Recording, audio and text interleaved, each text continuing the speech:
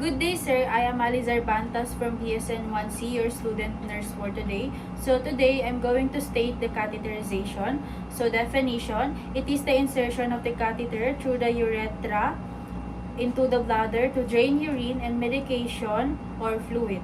So purpose, facilitate the evacuation of urine, to obtain a sterile specimen as needed, monitors the urine output, determines amount of residual urine.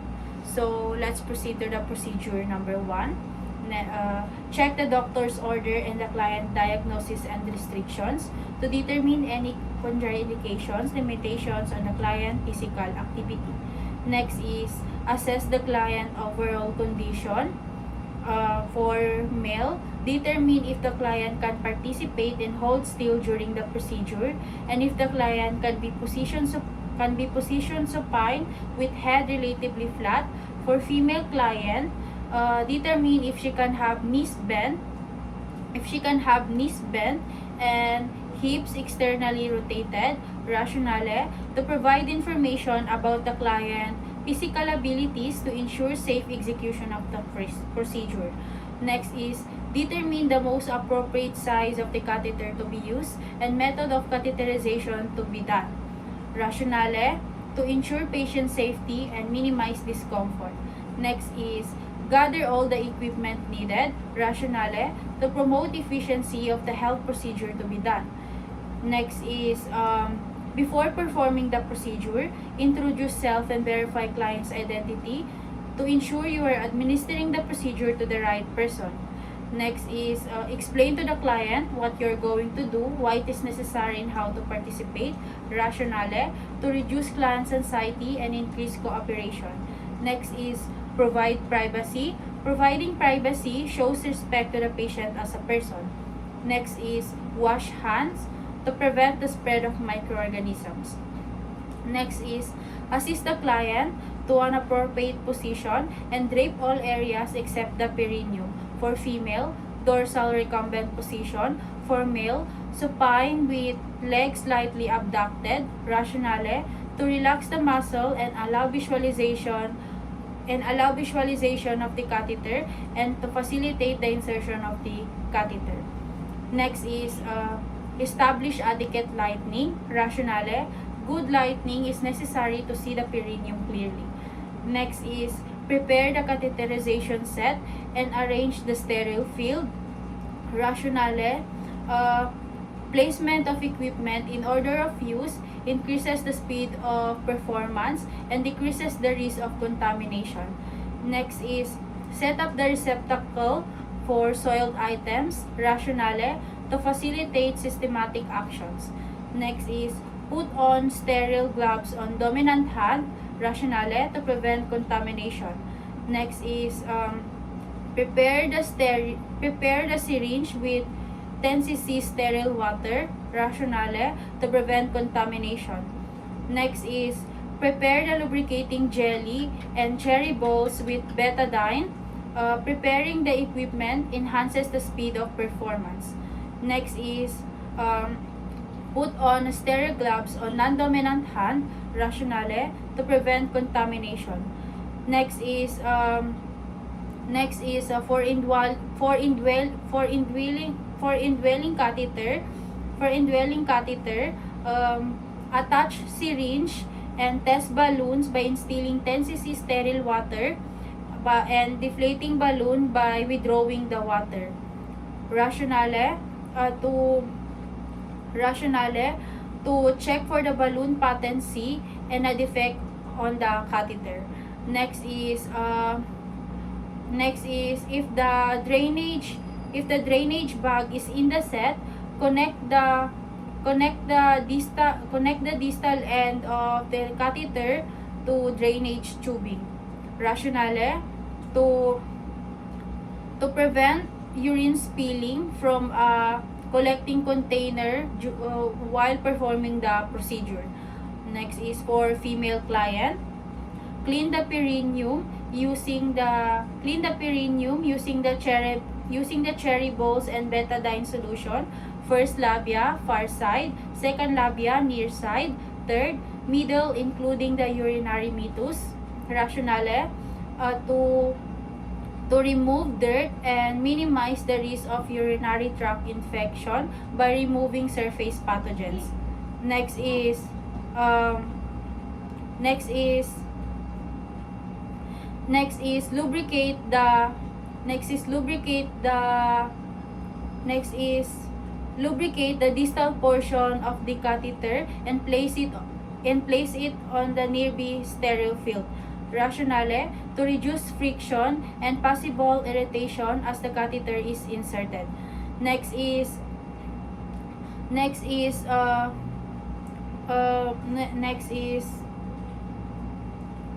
insert the catheter.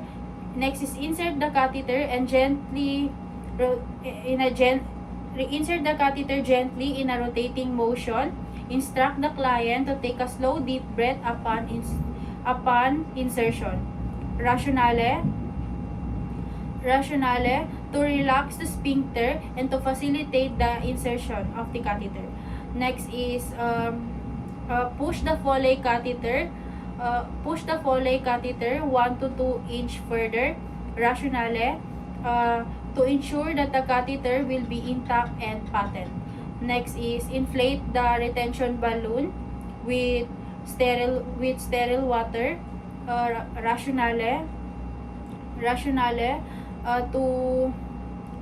to prevent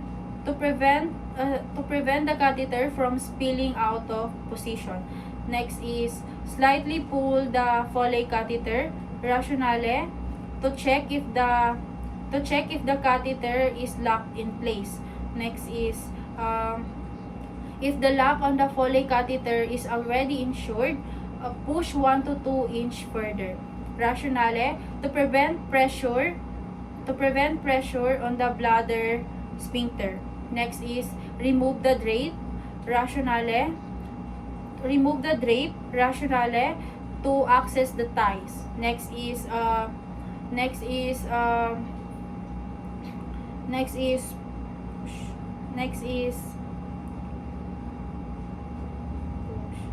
push the catheter. Next is tape the catheter on the thigh of a female client on the thigh of the female patient. Rationale, to prevent pull on the neck of the bladder as the patient moves. So next is for male client. Use a non-dominant hand to grasp the penis. For male client, use a non-dominant hand to grasp the penis just below the glans. If necessary, retract the foreskin. Hold the penis firmly upright with slight tension. Rationale, lifting the penis in this manner helps straighten the urethra. Next is with uncontaminated dominant hand, cleanse meatus with cherry balls and betadine solution using circular strokes, beginning at meatus and working outright using spiral motion. Repeat three times using new cherry balls and betadine solution each time. Rationale, to remove dirt and minimize the risk of urinary tract infection by removing surface pathogens. Next is lubricate the distal portion of the catheter and place it on the nearby sterile field. Rationale, to reduce friction and possible irritation as the catheter is inserted. Next is hold the penis at a 45-degree angle until urine flows. Rationale, to straighten the urethra and facilitate the insertion. Next is push the Foley catheter 1 to 2 inch further. Rationale, to ensure that the catheter will be intact and patent. Next is inflate the retention balloon with sterile water, rationale, to prevent the catheter from spilling out of position. Next is slightly pull the Foley catheter, rationale, to check if the catheter is locked in place. Next is if the lock on the Foley catheter is already insured, push 1 to 2 inch further, rationale, to prevent pressure on the bladder sphincter. Next is remove the drape, rationale, to access the thigh. Next is tape the catheter on the lower abdomen, rationale, to prevent the pull on the neck of the bladder as the patient moves. Next is secure the drainage tubing and place the drainage bag secure the drainage tubing and place the drainage bag on place the drainage bag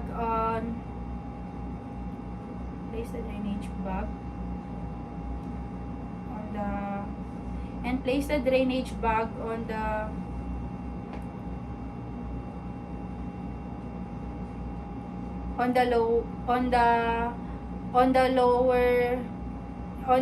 level of the bladder, to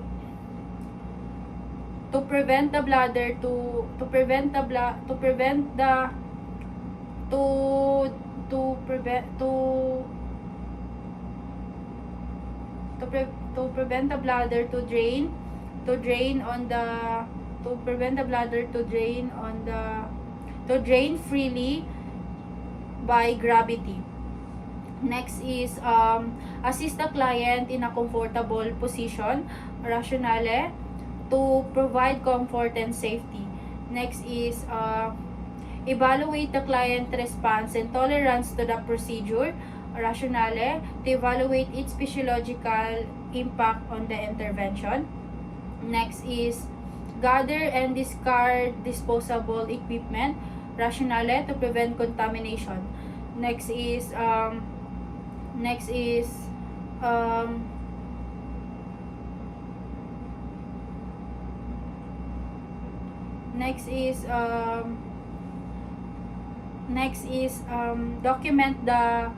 document the procedure, rationale, to provide accurate data in the care of the client.